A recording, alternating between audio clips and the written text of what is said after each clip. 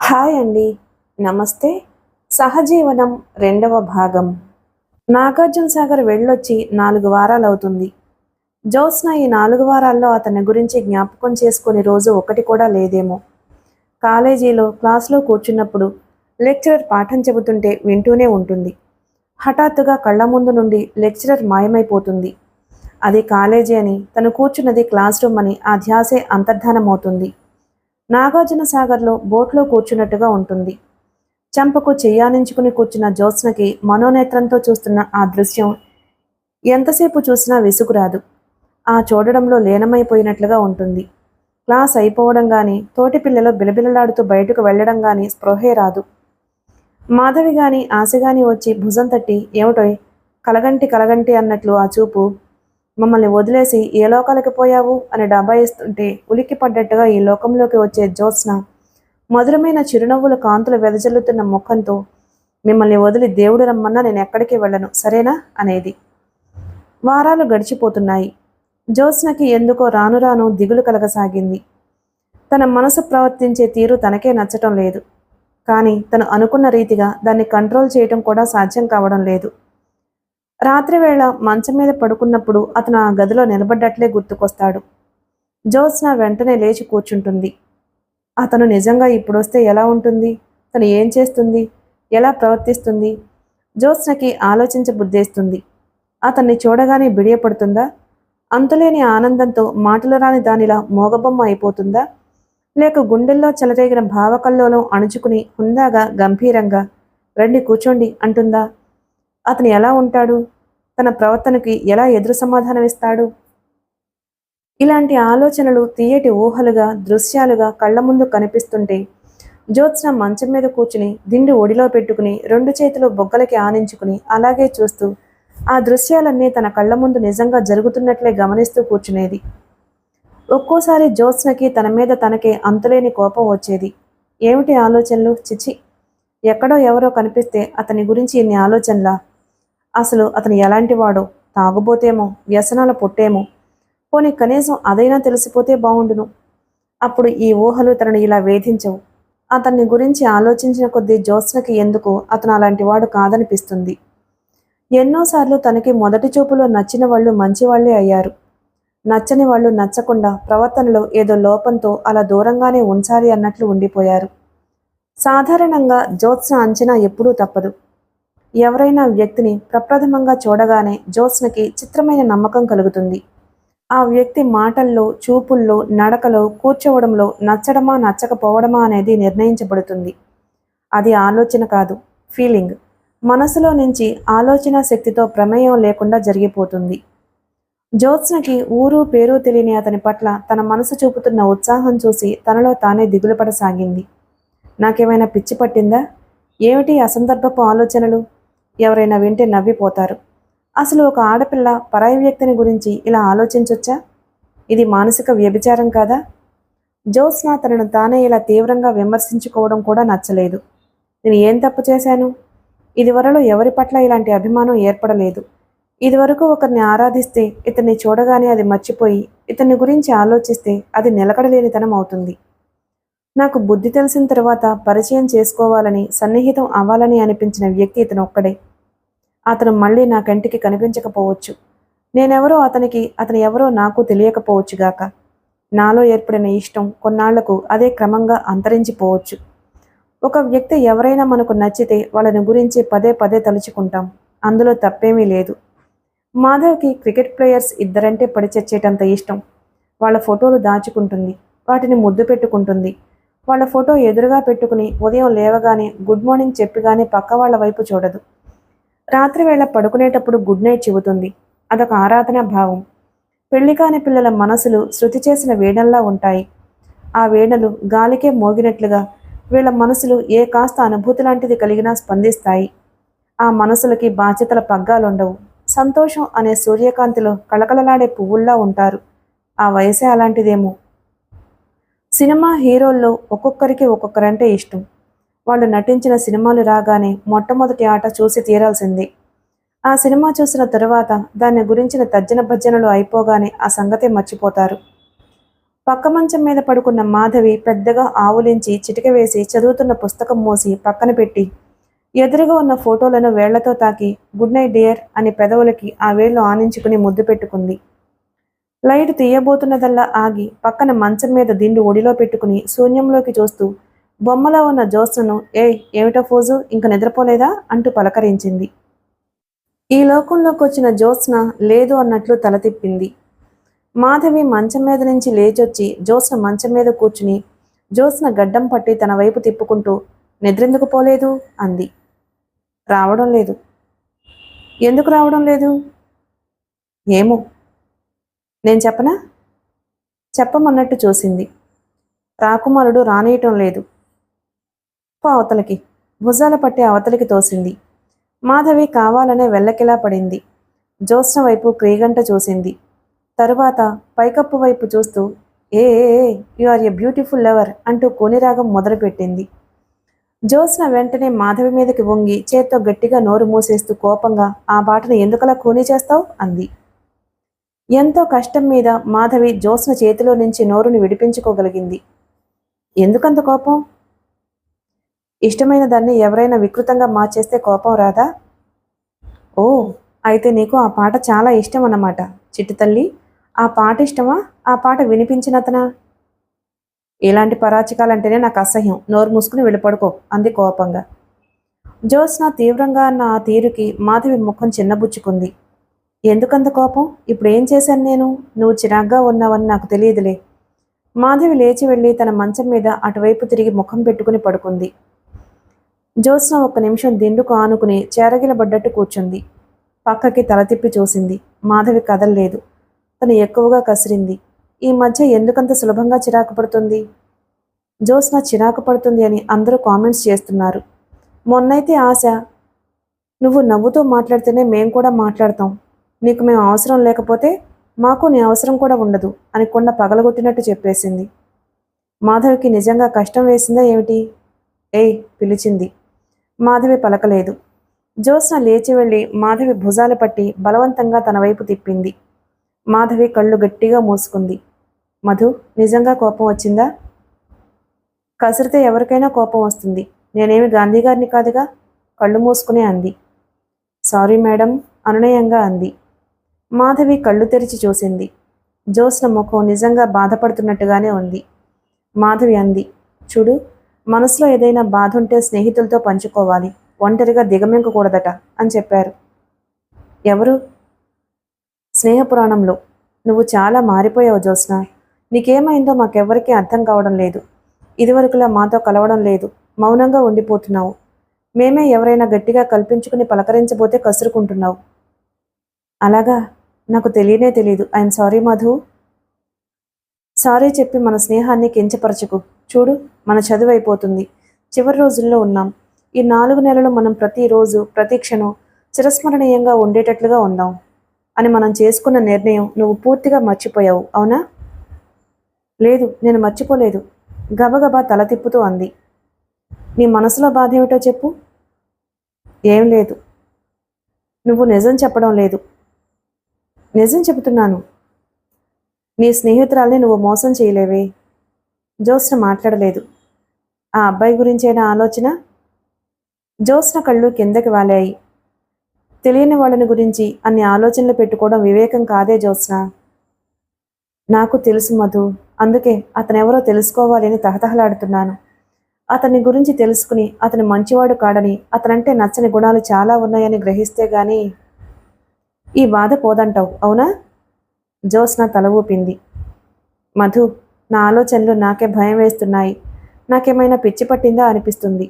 అతన్ని ఎందుకు మర్చిపోలేకుండా ఉన్నానో నాకే అర్థం కావడం లేదు. నా ఆలోచనలు చెప్పమని వేధిస్తున్నారు కానీ చెబితే మీరంతా నవ్వుకుంటారేమో అని భయం వేస్తుంది. మాధవి సానుభూతిగా చూసింది. జ్యోత్స్న, ప్రేమ అనేది ఎప్పుడు వన్ వే ట్రాఫిక్గా ఉండకూడదు. ఉంటే ఇంతే. నన్ను చూడు, ఆ ఫోటోలు చూపిస్తూ అంది. నాకు వాళ్ళంటే ఎంత ఇష్టమో నీకు తెలుసుగా. కానీ నాకు వాళ్ళని కలుసుకోవాలి అని ఉన్నదు. ఎందుకో తెలుసా? వాళ్ళని కలుసుకుంటే వాళ్ళని గురించి నేను కట్టుకున్న ఊహాసౌధం కూలిపోతుందేమో అని భయం. వాళ్ళని గురించి నేను ఏది ఆలోచించినా నేరం అవుతుంది. కానీ పాపం, వాళ్ళ బాధ్యత ఏమీ లేదుగా. నా మాట విని నువ్వేమీ కంగారు పడకు. ఈ ఇష్టం అనేదానికి మన ఈ వయసులో బాధ్యతలు అనే ఆనకట్ట లేకపోవడం వల్లే విచ్చలవిడిగా వెల్లువలా పొంగిపోతూ ఉంటాయి. ఈ భావాలు ఎప్పుడూ ఉండవు. రేపు మీ ఊరు వెళ్ళిపోతావనుకో, నువ్వే మర్చిపోతావు. పెద్దయిన తర్వాత ఎప్పుడైనా ఇది తలుచుకుంటే నీకే నవ్వొస్తుంది. జోస్న వచ్చి మంచం మీద పడుకుంది. మాధవి చెప్పింది నిజమేనేమో. అసలు ఏ భావం వచ్చినా అది చాలా ఉధృతంగా సీరియస్గా ఉంటుంది. అంతదాకా ఎందుకు? లెక్చరర్స్ ఉన్నారు కదా, వాళ్ళల్లో ఒక్కొక్కరి మీద అపరిమితమైన ఇష్టం, ఒక్కొక్కరి మీద విపరీతమైన తిరస్కారం. సాటి స్టూడెంట్స్ మీద కూడా అంతే. అభిరుచుల్లో కూడా అంతే. ఇష్టం ఉండడమా లేకపోవడమా, ఈ రెండిట్లో ఏదో ఒకటి. మధ్య భావం సర్దుకుపోవడం, సరిపెట్టుకోవడం అనేది జోస్న డిక్షనరీలోనే లేవు. షాపింగ్కి వెళ్తుందా, నచ్చిన చీర దొరికితేనే కొంటుంది. మిగతా వాళ్ళల్లా ఉన్న వాటిలో ఏదో ఒకటి అని సరిపెట్టుకోదు. ఎందుకు సరిపెట్టుకోవాలి అంటుంది. ఆ రోజు శనివారం. ఉదయం క్లాసులు సరిగా జరగలేదు. జోస్న, సరిత, పల్లవి, శాంత అందరూ హాస్టల్ రూమ్స్లోనే ఉన్నారు. అందరిలోకి శాంత చాలా మితభాషి. అవసరం వచ్చినప్పుడు అందరికంటే ఎంత ఎక్కువ పనిచేస్తుందో అంత నిశ్శబ్దంగా ఉంటుంది. శాంత ఇస్త్రీ పెట్టి పెట్టిందంటే సాధారణంగా మిగతా అందరికీ తమ బట్టలు చేసే పనే ఉండదు. అందరికీ సాయపడుతుంది. వాళ్ళు నాకేం చేస్తున్నారు అని ఒక్కసారి కూడా అనుకోదు. శాంత మెత్తదనం చూసి మాధవి, సరిత పనులు నేర్పుగా ఆమె మీద తోసేస్తుంటే అప్పుడప్పుడు జోస్న వారిని బాగా మందలిస్తూ ఉండేది. జోస్న శాంతకి గంగిగోవు అని పేరు పెట్టింది. శాంత ఈరోజు కూడా జాకెట్లు ఇస్త్రీ చేస్తుంది. జోస్న తలంటి పోసుకుని జుట్టు ఆరబెట్టుకుంటూ కిటికీ దగ్గర స్టూల్ మీద కూర్చుని నిన్న సాయంత్రం బామ్మ దగ్గర నుంచి వచ్చిన ఉత్తరం చదువుకుంటుంది. ప్రతి శుక్రవారం ఆవిడ దగ్గర నుంచి టంచనగా ఉత్తరం రావాల్సిందే. జోస్న దగ్గర నుంచి ప్రతి సోమవారం ఆమెకు జవాబు అందాల్సింది. ఒక్కోసారి నాయనమ్మ చూపే క్రమశిక్షణకి జోస్న చకిత్రాలవుతూ ఉంటుంది. ఆవిడికి చదువు లేదు, అయినా ఎంత చాతుర్యం, ఎంత సామర్థ్యం. ఆవిడ చిన్నప్పుడు ఎప్పుడో తాతయ్య పోయాడు. 12 సంవత్సరాలకి పెళ్లి, 14 సంవత్సరాలకి కొడుకు పుట్టడం, 20వ సంవత్సరంలో వైధవ్యం. ఆవిడ అనుభవించవలసిన జీవితం ఎవరో తరుముకొస్తున్నట్టుగా అంత త్వరగా ముగిసిపోయింది. అయినా ఆవిడికి జీవితం మీద విరక్తి లేదు. కన్న కొడుకే కంటిదీపం అనుకున్నట్లుగా అంధకారంలో ఆ వెలుగుని చూసుకుంటూ జీవితంలో కాలం నెట్టుకుంటూ వచ్చింది. కొడుక్కి పెళ్లి చేసింది. కొడుకు కోడలు నట్టింట్లో తిరుగుతుంటే ఇక నా బాధ్యత తీరిపోయింది, నేను ఎక్కడున్నా ఒకటే, ఇక ఈ సంసారపు బాధలు చాలు, తీర్థయాత్రలు వెళ్ళి మిగతా జీవితం కృష్ణ రామ అనుకుంటాను. క్రిందటి జన్మలో ఏం పాపం చేశాను, ఈ జన్మలో ఇంత వెలితి బ్రతుకు అయిపోయింది అనుకుంటూ తన నిశ్చయాన్ని కొడుకు చెప్పింది. అతనికి తల్లిని వదిలి ఉండడం ఇష్టం లేదు. దేవుళ్ళ కోసం ఎక్కడికో వెళ్ళాలా అమ్మా, ఇక్కడ లేరా ఏమిటి? నీకు ఏ దేవుడి మూర్తి కావాలో చెప్పు, నేను మన రాయి బసవన్న చేత చెక్కించి తెప్పిస్తాను అనేవాడు. రాయి బసవన్న ఆ ఊరిలో రాతి బొమ్మలు చెక్కడంలో అద్భుత నేర్పరి. దేవుళ్ళ కోసం పేరైన మనసుకి విశ్రాంతి కోసంరా అనేదావిడ. నీ ఇష్టం అమ్మా, నువ్వు ఎక్కడికి వెళ్ళినా నీ మనసు మాత్రం నీ వెంట రాదు. అది ఇక్కడ చేలు, గొడ్లు, ఇల్లు, వాకిలి ఏమైపోతుందో అని బెంగతో ఎక్కడే తిరుగుతూ ఉంటుంది. నేను వెళ్ళడం ఇష్టం లేకపోతే చెప్పరాదు? నిష్ఠూరంగా ఆవిడంటే అంత మాట అనకమ్మా. నీ కోడలికి ఇప్పుడు ఎన్నో నెల? 6 వచ్చింది కాబోలు. పురుడు కాగానే పుట్టిన పాపకు పేరు పెట్టించి వెళ్ళిపో. నువ్వు వచ్చే వరకు ఆ పాప ఆటపాటలతో గడుపుతాము అన్నాడు. ఆవిడ నిట్టూర్చి అదే సరైన పనిగా భావించింది. ఒక్కగానొక్క కోడలు, ఇప్పుడు వెళితే మనసు ఎలా ఒప్పిందమ్మా అంటూ ఇరుగు పొరుగు ఎత్తి పొడుస్తారేమో, చాకరీ చేయాల్సి వస్తుంది అని తెలివిగా తప్పించుకుంది సుమా అని అపవాదు వేస్తారేమో అనే జంకుతో ఆగిపోయిందట. కోడలికి 8వ నెల వచ్చిన వారం రోజులకి పొలం వెళ్ళి వచ్చిన కొడుకు, అమ్మా తలనొప్పిగా ఉంది, ఈ పూట నా కోసం వంట చేయకు అని మంచం ఎక్కి పడుకున్నాడు. ఏమైందిరా అంటూ వచ్చి ఒంటి మీద చెయ్యి వేస్తే గాడిపొయ్యిలో చెయ్యి పెట్టినట్లు కాలిపోతుందట. చలేస్తుందమ్మా అంటే రగ్గు తెచ్చి కప్పిందట. ఆ ముసుగు ఏ క్షణంలో పెట్టాడో కానీ మళ్ళీ మంచం మీద నుంచి కాలు కింద పెట్టనే లేదు. వారం రోజులు తిరగకుండానే ఆవిడ కడుపులో చిచ్చుపెట్టి ఆవిడ జీవితాన్ని చిమ్మచీకటి చేసి వెళ్ళిపోయాడు. ఆవిడ డబ్బు వెదజల్లి పట్నం నుంచి పిలిపించిన డాక్టర్లు, దేవుళ్లకు కట్టిన ముడుపులు, వేయించిన యంత్రాలు ఏ ఒక్కటి పనిచేయలేదు. ఆవిడ 25 ఏళ్ల కొడుకుని రక్షించలేదు. శవాన్ని లేపుతుంటే ఆవిడ మూర్ఛపోయింది. సాయంత్రానికి గానీ స్పృహ రాలేదు. ఆ రాత్రివేళ ఆవిడ లేచి ఉన్మాదిలా బావివైపు వెళ్తుంటే ఒక చెయ్యి వచ్చి గట్టిగా ఆవిడ్ని పట్టుకుంది. గుడ్డి వెన్నెల్లో ఆవిడ తిరిగి చూస్తే ఎదురుగా నిండు నెలలతో పుట్టిలా ఉన్న కోడలు శోకమూర్తిలా నిలబడి ఉంది. అత్తయ్య, మీరు కూడా నన్ను వదిలేసి వెళ్తారా? ఇక నాకు దిక్కెవరు? ముందు నన్ను ఆ బావిలోకి తోసి తర్వాత మీరు పడండి అంది ఏడుస్తూ. వరమ్మగారు కోడల్ని కావాలించుకుని గుండెలు బద్దలయ్యేలా ఏడ్చింది. నేను ఇంక ఎప్పుడు ఇలాంటి పాపిష్టి ఆలోచన చెయ్యనమ్మా అంది. ఆ క్షణం నుంచి ఆవిడ కోడలి కోసం బ్రతకసాగింది. నెలలు నిండగానే కోడలు ప్రసవించింది. ఆడపిల్ల పుట్టింది. జ్యోతి అని పేరు పెట్టాలనుకుంది వరమ్మగారు. కానీ అప్పట్లో ఉన్న పాలేరు కూతురి పేరు జ్యోతి. అందుకే జ్యోత్స్న అని పేరు పెట్టింది. జ్యోత్స్నకి బుద్ధి తెలిసినప్పటి నుంచి నాయనమ్మ ఓడే మహా సామ్రాజ్యం. అక్కడ మకుటం లేని మహారాణి. ఆ ఇంటిలో జ్యోత్స్న నియంత అన్నమాట చెల్లిపోవాలి. జ్యోత్స్నకి ఆటలు పాటలు ఆవిడే నేర్పింది. ఆవిడ ఇచ్చే చెరుగ్గడలు, వేరుశనగ పప్పు ఉండలు, మినపసున్ని కోసం ఇరుగు పొరుగు పిల్లలు జ్యోత్స్నతో ఆడడానికి వచ్చేవారు. జ్యోత్స్న చేసిన హఠమంతా కిక్కురు మనకుండా భరించేవారు. జ్యోత్స్న అదృష్టం మంచి కాన్వెంట్లో మంచి టీచర్స్ దగ్గర చేరి మనిషిగా తన విలువ ఏమిటో, తోటివారి విలువ ఏమిటో గుర్తించడం. జ్యోత్స్న ఇప్పటికీ పదే పదే అనుకుంటుంది. బామ్మ చదువు మీద ఇష్టంతో నన్ను ఇలా దూరంగా కాన్వెంట్కి పంపించింది కాబట్టి సరిపోయింది. లేకపోతే నేనొక అహంభావిగా ఎందుకో పనికిరాని మొద్దుగా తయారై ఉండేదాన్నేమో. బహుశా తనలో మొలకెత్తుతున్న ఆ అహంభావం చూస్తే నాయనమ్మ దూరం ఆలోచించే ఇలా చేసిందేమో. నాయనమ్మ చేసే గారాబంతో పల్లెటూరిలో ఎవరైనా తనకంటే మంచి గౌను వేసుకుంటే ఈర్ష్య కలిగేది. అది ఏ మట్టి విసిరో పాడు చేస్తే గాని నిద్ర పట్టేది కాదు. కాన్వెంట్కి వచ్చిన తర్వాత అందరికీ ఒకటే డ్రెస్సు. అందరికీ హాస్టల్లో ఒకే వరుసన ఒకే రకమైన భోజనం. ఇక్కడ తనకంటే అధికులమని భావించే అమ్మాయిలు ఉన్నారు. జ్యోత్స్నకి క్రమంగా ఈ ప్రపంచంలో తనదైన ఒక ప్రత్యేక స్థానం కావాలంటే అది డబ్బుతో కాక సరైన నడవడిగల వ్యక్తిత్వంతో ఎవరికి వారు సంపాదించుకోవాలి అని తెలిసి రాసాగింది. కాన్వెంట్లో పెరిగి పెద్దదవుతున్న కొద్దీ జ్యోత్స్నలో మార్పు రాసాగింది. ఇదివరకులా నాయనమ్మే సర్వస్వం అనిపించటం లేదు. ఇదివరకు నాయనమ్మే తనకి ఈ లోకం గురించి చాలా చెప్పేది. ఇప్పుడు తన సెలవుల కోసం వెళ్ళినప్పుడు ఎన్నెన్నో కొత్త విషయాలు చెప్పేది. జ్యోత్స్న 9వ క్లాసులో ఉండగా తల్లిపోయింది. జ్యోత్స్నకి అంత మరీ పిచ్చి పట్టేంత బాధగా ఏమీ అనిపించలేదు. జ్యోత్స్న జీవితం ఎప్పుడూ నాయనమ్మ నీడలో ఆవిడ్ని అంటిపెట్టుకుని ఉండేది. జ్యోత్స్న తల్లి సుస్థి మనిషి. ఎక్కువ భాగం ఆవిడ అన్నదమ్ముల దగ్గర ఉంటూ ఉండేది. వాళ్ళ మాటలు ప్రవర్తన జ్యోత్స్నకి నచ్చేవి కావు. ఎప్పుడైనా తల్లి బలవంతం మీద వెళ్ళినా 2 రోజులు తిరగకుండానే తిరిగి వచ్చేసేది. జ్యోత్స్న కాలేజీ చదువుకొచ్చింది. పెద్దదయింది. తల్లిపోయిన తర్వాత నాయనమ్మలో మార్పు వచ్చింది. ఇది వరకు జ్యోత్స్న ఆవిడ్ని ఎలా అల్లుకునేదో ఆవిడ ఇప్పుడు జ్యోత్స్నని అలా అల్లుకోసాగింది. 2 రోజులకి ఒక ఉత్తరం రాకపోతే ఆవిడ చేసే హంగామా ఇంత అంతా కాదు. ఒకసారి పరీక్షల గొడవలో పడి వారం రోజులు ఉత్తరం రాయలేదు. ఒక రోజున పొద్దుటే శివయ్య వచ్చేశాడు. ఏమిటి శివయ్య, మరి బామ్మకి చాదస్తాం, నేను ఏమైపోతాననుకున్నారు? నేను మన చిన్నపిల్లనా అంటూ విసుక్కుంది. మీరొచ్చి బామ్మగారిని చూస్తే ఇలా అనరు బుజ్జమ్మగారు. ఆవిడికి అన్నమూ నీళ్లు లేవు, ఎంత కంగారు పడుతున్నారు. అసలు ఆవిడగారే బయలుదేరి రావాలనుకున్నారు. నేనే వద్దని చెప్పి బయలుదేరి వచ్చాను. మళ్ళీ సాయంత్రానికి కాకిలా కబురు పుచ్చుకుని వాళ్తానమ్మగారు అని చెప్పొచ్చాను అన్నాడు. ఆ రోజు నుంచి ఎన్ని పనులున్నా జ్యోత్స్న ఉత్తరం రాయటం మానేది కాదు. మొన్న ఉత్తరం రాసింది. కానీ అది అందడం ఆలస్యం అయిందట. ఆవిడ ఉత్తరం రాస్తుంటే మర్నాడు వచ్చిందట. ఆవిడ ఉత్తరం చదివి చివర్లో ఇలా రాసింది. బుజ్జి, ఒకసారి నా ఆదుర్ద నీకు చెప్పడానికి కూడా సిగ్గేస్తుంది. నా ప్రేమ నీకు చాదస్తంగా అనిపిస్తుంది అని నాకు తెలుసు. కానీ నువ్వు చదువుకున్న దానివి. ప్రపంచ జ్ఞానం అందరికంటే నీకు బాగా ఉందని నా నమ్మకం. నాకు నువ్వు ఎంత అపురూపమో నీకు ఎంత చెప్పినా అర్థం కాదేమో. ఈ ప్రపంచంలో నాకు నువ్వు తప్ప ఎవరున్నారే? నేను బ్రతికింది బ్రతుకుతున్నది నీకోసమే. ఎప్పుడైనా కాస్త సుస్థి చేస్తే ఎంత హడలిపోతానో తెలుసా?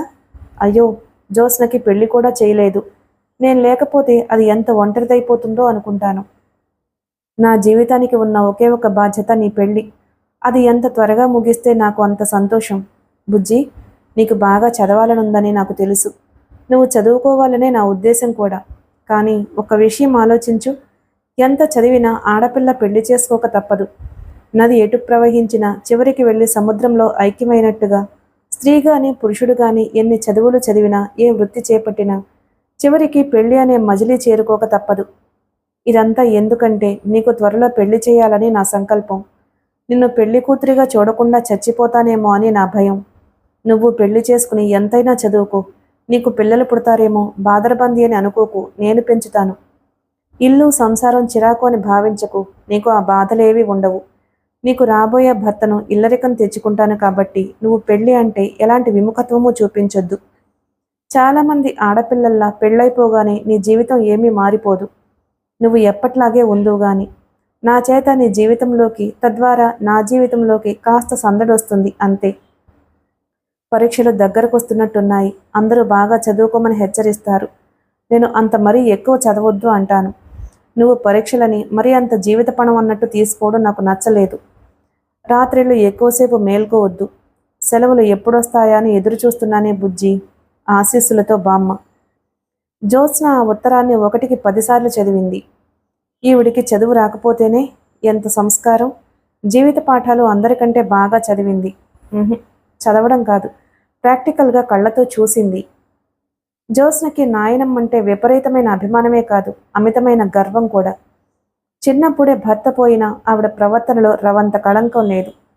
ఇంట్లో మగదక్షత లేకపోయినా 50 ఎకరాల పొలం సాగు చేయించగలిగి, నౌకర్లతో పొరపచ్చాలు లేకుండా ఒకే తాటి మీద కుటుంబ వ్యవహారాలు లాక్కురాగలిగిన ధీశాలి. నా అనే వాళ్ళ అండదండలు లేకపోయినా ఊరిలో ఇరుగుని పొరుగుని మంచి చేసుకుని వాళ్ళ కష్టసుఖాల్లో తోడు నీడ అయి జీవితం ఒంటరితనం వదిలించుకున్న మంచి వ్యక్తి. ఆవిడికి కుటుంబ గౌరవం ప్రాణం. ఎవరైనా ఏ కాస్త మాటన్నా భరించలేదు. అందుకే జ్యోత్స్నకి ఎప్పుడూ నూరిపోస్తూ ఉంటుంది. బుజ్జి, బ్రతకడం అందరూ బ్రతుకుతారే. వీధిలో కుక్క బ్రతుకుతుంది, మురికిలో దోమ బ్రతుకుతుంది. బ్రతకడంలో అందరి చేత గౌరవించబడ్డ వ్యక్తి. ఫలానా వరమ్మ మనవరాలివి నువ్వు. నువ్వు ఎక్కడున్నా ఏ పని చేసినా మన వంశానికి పేరు రావడం అనేది ఎక్కువ అవ్వాలి కానీ తక్కువ కాకూడదు. చూడు, ఇన్నాళ్ళు నిన్ను వరమ్మగారి మనవరాలు అన్నారు. నువ్వు పెద్దదానివయ్యావు. ఈ ఇంట్లో ఇక నీ హయాం వస్తుంది. అప్పుడు నన్ను జ్యోత్స్న గారి బామ్మ అంటారు. ఆ రోజు చూడడం కంటే ఆనందం నాకు ఇంకేదీ లేదు. ఆ విధమైన ఉద్బోధల వల్ల జ్యోత్స్నకి తను ఎక్కడున్నా తన ప్రవర్తనలో లోపం లేకుండా జాగ్రత్త పడడం అలవాటైంది. స్నేహితుల్ని ఎన్నుకోవడంలోనే జ్యోత్స్న వివక్షత తెలుస్తుంది. నిన్ను ఎప్పుడూ నిరాశపరచకుండా ఉంటే అదే పెద్ద గోల్డ్ మెడల్ నాకు నాయనమ్మ. ఉత్తరం ముడుస్తూ అనుకుంది జ్యోత్స్న. ఏమిటో జ్యోత్స్న, ఆ ఉత్తరం అంతసేపు చదువుతున్నావు? ఎవరు? బామ్మేనా రాసింది? అంది శాంత ఇస్త్రీ జాకెట్లో బొత్తి పెడుతూ. అవును అంది జ్యోత్స్న. బామ్మ జ్యోత్స్న ఫ్రెండ్స్కి కూడా బామ్మే. ఆవిడ శివయ్య చేత అప్పుడప్పుడు ఆవకాయ, గోంగూర లాంటి పచ్చళ్ళు, కారపూస, లడ్డూలు, కజ్జకాయలు లాంటి తినుబండరాలు పంపేటప్పుడు 6 కోసం అన్నట్టుగా పంపిస్తుంది. కిందటి వేసవి సెలవుల్లో 2 వారాలు మయూరపురం వెళ్ళి వరమ్మగారి ఆతిథ్యం పొంది వచ్చిన వాళ్ళు, అబ్బా బామ్మంటే అలా ఉండాలి, నువ్వు ఎంత అదృష్టవంతురాలువే జ్యోత్స్న అంటూ అభినందించారు. జ్యోత్స్న, బామ్మని నేను మరీ అడిగినట్టు రాయివే అంది శాంత. అలాగే, నువ్వంటే బామ్మకి మరీ ఇష్టం అంది జ్యోత్స్న నవ్వుతూ. ఇంతలో గదిలోకి ఆశ హఠాత్తుగా వస్తూ జ్యోత్స్న అని అరుస్తూ బాణంలా దూసుకొచ్చింది. ఉత్తరం మడిచి కవర్లో పెడుతున్న జ్యోత్స్న ఏమిటి అంది. అతను వచ్చాడే, త్వరగా రా అంది. ఎవరు? అతనే, నీ బ్యూటిఫుల్ లవర్. నాగార్జున సాగర్లో మనకి కనిపించలా? తెల్లటి బట్టలు వేసుకుని పొడుగ్గా లేడు, అతనే. జ్యోత్స్న నిఠారుగా అయింది. ముఖం ఒక్కసారి పాలిపోయినట్లుగా అయింది. అబద్ధం అంది పళ్ళ బిగువున. అయ్యో రామ, అబద్ధమా? వచ్చి నీ కళ్ళతో నువ్వే స్వయంగా చూడు, మూర్చపోతావు. అతను రాగానే నీకోసమే అడిగాడు. జ్యోత్స్న ముఖంలో ఒక్కసారిగా రక్తం పొంగుకొచ్చింది. నిజంగానా? అస్పష్టంగా అంది. త్వరగా రమ్మంటుంటే. శాంత అప్పటికే చేతిలో జాకెట్ అక్కడ పడేసి తూనేగల బయటికి పరిగెత్తింది. Jyotsna, you are very lucky. ఆ రోజు సరిగా చూడలేదు కానీ ఎంత అందంగా ఉన్నాడో తెలుసా? Intellectual face. ఆ మేసం ఎంత బాగుందో తెలుసా? జ్యోత్స్నకి ఏం చేయాలో పాలుపోవడం లేదు. కంగారు, తొట్రుపాటు, ఆనందం, ఆశ్చర్యం అణువణువులోనూ నిండిపోయింది. అతను వచ్చాడా? తనను అడిగాడా? My God! జ్యోత్స్నకి గుండెలు బద్దలైపోతాయేమో అన్నంత భావోద్వేగంగా ఉంది. త్వరగా రా, చెయ్యి పట్టి లాగింది ఆశ. వచ్చేయబోయి మళ్ళీ వెనక్కి పరిగెత్తింది. మంచం మీద పడేసిన రిబ్బన్తో జుట్టు కట్టుకుంది. చీర మార్చుకుంటానే ఆశ దీనంగా అడిగింది. చలో, నువ్వు చీర మార్చుకునే లోపల చుక్కలు పొడుస్తాయి. అతను నిన్ను చూడ్డానికి వచ్చాడు కానీ నీ చీరను కాదే. బానే ఉందిలే పద. చెయ్యి పట్టి లాగింది. ఆశ పట్టి లాగుతుంటే జ్యోత్స్న తన చెయ్యి వదిలించుకుని విజిటర్స్ రూమ్లోకి అడుగుపెట్టింది. అతను వచ్చాడనే ఆనందంలో జ్యోత్స్న కళ్ళు మెరిసిపోతున్నాయి. అతనికి గుర్తున్నాను అనే సంభ్రమం, సిగ్గు కలిసి బుగ్గల్లో గులాబీలు పూయించాయి. బిడియంగా తొట్రుపాటుగా అడుగుపెట్టింది. కళ్ళు శాంతం ఎత్తలేని లజ్జాభారం ఆవహించేసింది. కుర్చీలో కూర్చుని ఉన్న వ్యక్తి లేవడం ఆమెకు దగ్గరగా రావడం జరిగింది. Good evening darling. తెల్లటి చెయ్యి ఒకటి ముందుకొచ్చి జ్యోత్స్నకి ఎర్రటి గులాబీ పువ్వు అందించింది. జ్యోత్స్న తలెత్తి చూసింది. ఎదురుగా సరిత మగపిల్లవాడి డ్రెస్సులో ఉంది. మీసాలు పెట్టుకుంది. విగ్గు పెట్టుకుని పైజమా లాల్చి వేసుకుంది. Good evening. I love you very much అంది. అక్కడ తలుపు చాటున అవతల రూమ్ పరదా వెనక్కి దాక్కుని ఉన్న అమ్మాయిలందరూ ఒక్కసారిగా ముందుకొచ్చి గొల్లున విరగబడి నవ్వారు. జ్యోత్స్న స్థాణువులా నిలబడింది. అతను రాలేదా? ఇదంతా నాటకమా? ఆశాభంగం, సిగ్గు కలిసి జ్యోత్స్నను ఎర్రటి మంటల్లా చుట్టుముట్టాయి. వాళ్ళ నవ్వులు ఎడాపెడా కాటేస్తున్నట్టుగా, ఆ బాధలకు తట్టుకోలేనట్టుగా అప్రతిభురాల్లా చూసింది. తను పట్టుబడిపోయింది. తనని వాళ్ళు ఫూల్ని చేశారు. అన్నిటికంటే అతను రాలేదు. వచ్చాడనే సంబరపడిపోయింది. అందరిలో బయటపడిపోయింది. జ్యోత్స్న కళ్ళు ఆగ్రహంతో ఎర్రబడ్డాయి. సరిత వెలాదెలాబోతున్న జ్యోత్స్న మొహం చూసి పకపకా నవ్వుతుంది. క్షణంలో జ్యోత్స్నకి ఏమైందో తెలియదు. ఆవేశంతో పిచ్చెక్కినట్లయింది. నవ్వుతున్న సరితను చెయ్యి చాచి బలంగా ఈడ్చి చెంప మీద కొట్టింది. సరిత నవ్వు ఆగిపోయింది. చెంప పట్టుకుని నిశ్చేష్టురాల్లా నిలబడిపోయింది. You fool! I hate you all! అరిచినట్లుగా అనేసి గిరుక్కున వెనక్కి తిరిగి కారిడార్లో నుంచి పరిగెత్తి తన గదిలోకొచ్చి తలుపులు దఢాలను మూసేసి వచ్చి మంచం మీద పడింది. జ్యోత్స్న ఆయాసంతో రొప్పుతుంది. తను సరితని ఫూల్ అని తిట్టింది. కానీ తనే వాళ్ళందరిలో ఫూల్ అయింది. ఎలా నవ్వుతున్నారో అందరికీ తెలిసిపోయింది. ఆ నవ్వులు గుర్తుకొస్తున్న కొద్దీ పిచ్చిపట్టినట్లుగా ఉంది. My God! జ్యోత్స్న ఆవేశం పట్టలేని దానిలా దిండు మీద పిడికిళ్లతో 2 సార్లు గుద్దింది. My God! ఎంత నవ్వుల పాలు! ఎంత సిగ్గులేని తను! జ్యోత్స్నకి నిస్సహాయంగా అనిపించింది. ఒక్కసారి వెల్లువలా ఏడుపొచ్చేసింది. వెక్కి వెక్కి ఏడ్చేసింది. బయట నుంచి సరిత, ఆశ, మాధవి, శాంత తలుపులు బాదుతూ పిలుస్తున్నారు. జ్యోత్స్న తలుపులు తీయలేదు. జ్యోత్స్న, వీఆర్ సారీ, ప్లీజ్ తలుపులు తీయి, సరిత బ్రతిమలాడింది. Get out! I hate you all! ఏడుస్తూనే అరిచింది. జ్యోత్స్న తలుపులు తీయనే లేదు. మీరు చాలా ఓవర్ చేశారు. జ్యోత్స్న సంగతి తెలిసి కూడా ఎందుకులా ప్లే చేశారు? శాంత కోపంగా అంది. ఊరికే తమాషా చేద్దాం అనుకున్నాం. నాటకం కోసం రిహార్సల్స్ చేస్తుంటే ఈ ఐడియా వచ్చింది. జోక్ చేద్దాం అనుకున్నాం. ఇదివరలో మనం ఇలా ఎన్నిసార్లు ఒకరినొకరు ఏడిపించుకోలేదు అంది సరిత. అది వేరు ఇది వేరు అంది శాంత. ఇది వేరు అని ఇప్పుడు కానీ మాకు తెలియలేదు అంది సరిత. ఇప్పుడు ఏం చేయటం? ఏమీ లేదు, మనం పోయి రిహార్సల్స్ చేసుకుందాం పద. కాసేపు వదిలేస్తే తనే మామూలు అయిపోతుంది. అందరూ వెళ్ళిపోయారు. పరీక్షలు దగ్గరకు వచ్చేశాయి. అందరి ముఖాల్లో గాంభీర్యం గూడు కట్టుకుంది. ఈ సంవత్సరంతో ఈ కాలేజీ చదువు పూర్తయిపోతుంది. వివిధ జాగాల నుంచి వచ్చి కొన్ని సంవత్సరాలు ఇక్కడ అక్కా చెల్లెళ్ళ కంటే ఎక్కువగా కలిసిమెలిసి గడిపారు. ఈ రోజులు ఇక అయిపోయాయి. ఇక్కడి నుంచి మార్గాలు విడిపోతున్నాయి. ఎవరి దోవ వారిది. ఎవరి స్వశక్తిని బట్టి వారి వారి జీవన సౌధాలు తయారవుతాయి. జ్యోత్స్న ఆ రోజు నుంచి ముభావంగా ఉండడం మిగతా వాళ్లకు చాలా బాధనిపించింది. జ్యోత్స్న ఇంత బాధపడుతుంది అని అనుకోలేదు. అనుకుంటే అలా చేసేవాళ్లమే కాదు.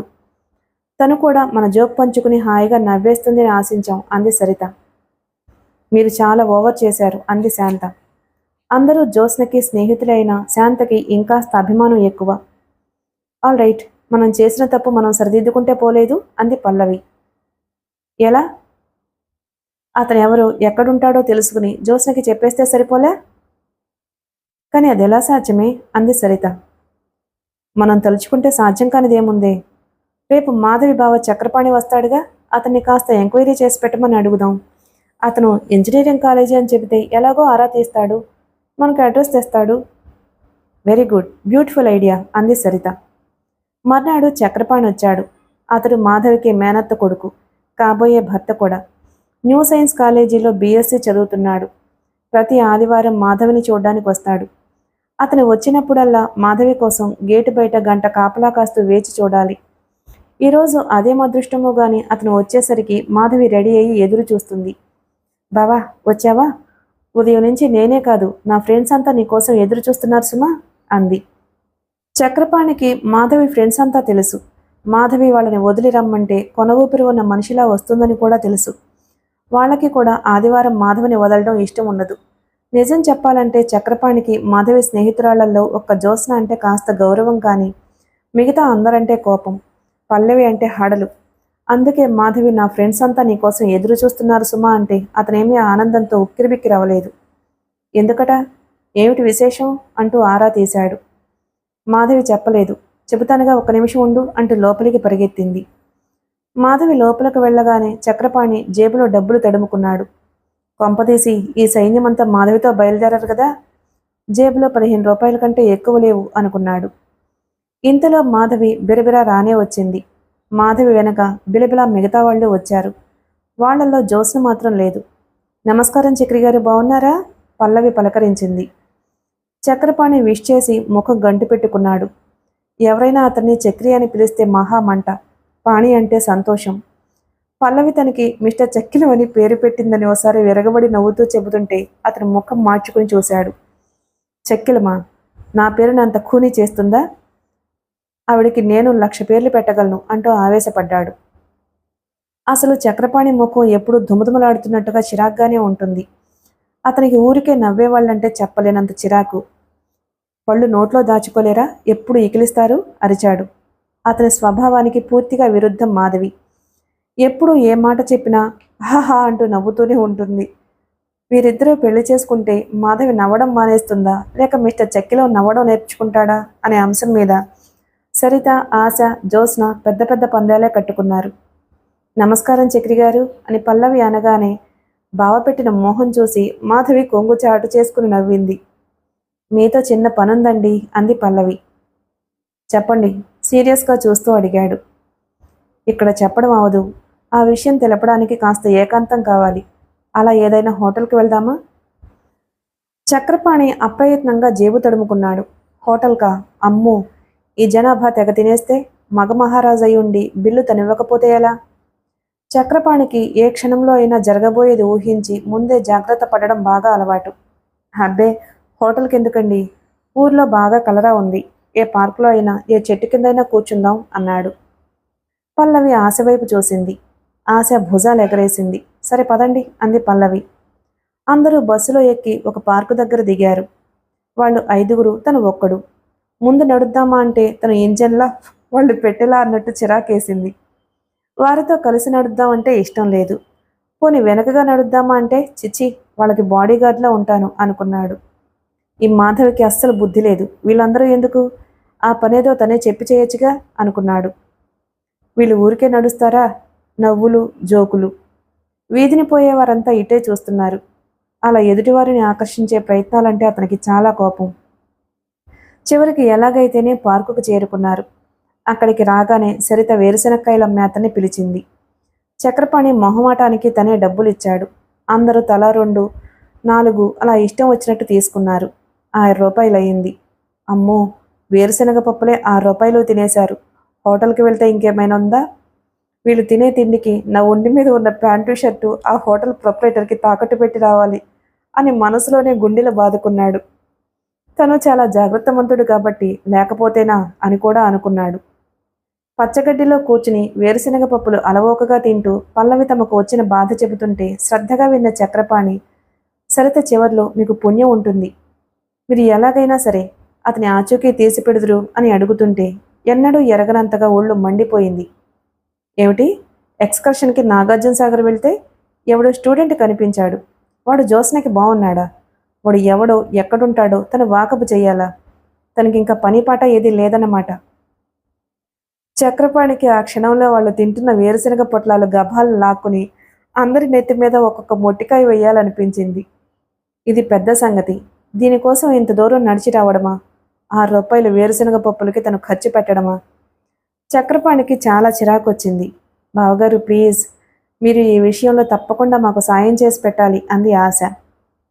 ఈ మధ్య అందరూ ఇదే పిలుపు కొత్తగా మొదలుపెట్టారు.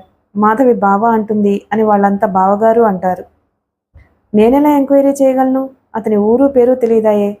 ఇంజనీరింగ్ కాలేజీ అంటే ఎంతమంది స్టూడెంట్సు, అతను ఏ సంవత్సరం ఏమిటో మీరు తలుచుకుంటే ఆ మాత్రం కనుక్కోలేరా అని. ఎలాగో మీరే చెప్పండి. అతని గురించి కాస్తైనా వివరాలు చెప్పకపోతే ఎలా? వివరాలు చెప్పకే. చెప్పగలవండి, అతను పొడుగ్గా ఉంటాడు, క్రాఫ్ట్ బాగుంటుంది అంటూ వర్ణించింది సరిత. ఇది మరీ బాగుంది. అలాంటి వాళ్ళు 1,50,000 మంది పైగా ఉంటారు. అయితే కనుక్కోలేమంటారా? ఇంపాసిబుల్ అంటాను. అందరి ముఖాల్లో ఆశాభంగం తొంగి చూసింది. ఏమిటండి మరీ అలా మాట్లాడతారు? పనయ్యే మార్గం చూడాలి గాని అంది పల్లవి. మీరు అసహజమైనవి, అసందర్భమైనవి చెప్పి నన్ను చేయమంటే ఎలా? గంటు పెట్టుకున్న ముఖంతో అన్నాడు. అది కాదు బావా, నీకు చాలామంది స్నేహితులున్నారుగా. వాళ్ళ నుంచి వాళ్లకు ఎవరికైనా తెలుస్తుందేమో కనుక్కుంటావేమో అని అంది మాధవి. నా స్నేహితులతో ఈ మాట చెబితే ముందు నాకు మతి చెడిందని తీసుకువెళ్ళి హాస్పిటల్లో పారేస్తారు అన్నాడు అతను. అంత మాట అనకండి, మీరేమైనా సాయం చేస్తారేమో అని ఆశపడ్డాం అంది శాంత. సాయం చేయలేను గాని సలహా మాత్రం చెప్పగలను. చెప్పండి, ఏమిటది?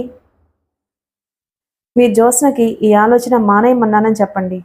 ఎవరైనా వింటే ఆమెకు పిచ్చెక్కిందంటారు. మీ సలహా మాకేం వద్దు గాని మీరే దాచుకోండి అంది ఆశ.